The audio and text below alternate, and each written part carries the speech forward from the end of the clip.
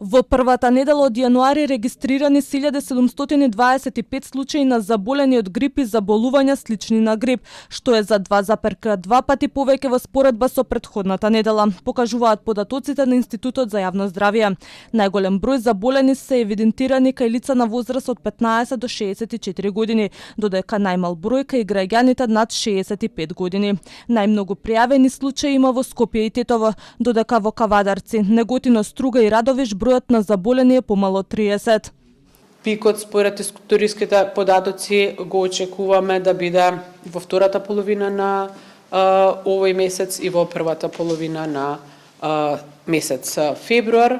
Со враќањето на децата во училиште очекуваме дека и бројот на лица кои што ќе бидат заболени со грип или заболување на слични на грип може да биде и зголемен. Антоновска вели состојбата ќе се следи, на доколку бројките се превисоки ќе дадат препораки до Министерството за образование и наука да се одложи почетокот на второто полугодие.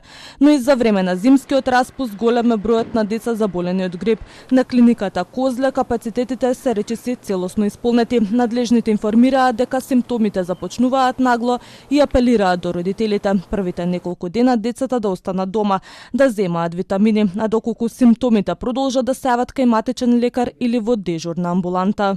Во нашата клиника на дневно ниво се прегледуваат и до 250 пациенти. Хоспитализирани се моментално 90 на деца, со што капацитетот е скоро потполно исполнет.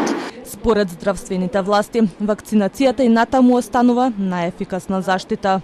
До сега во државата се вакцинирани речиси 79.000 граѓани со бесплатната или комерцијална вакцина.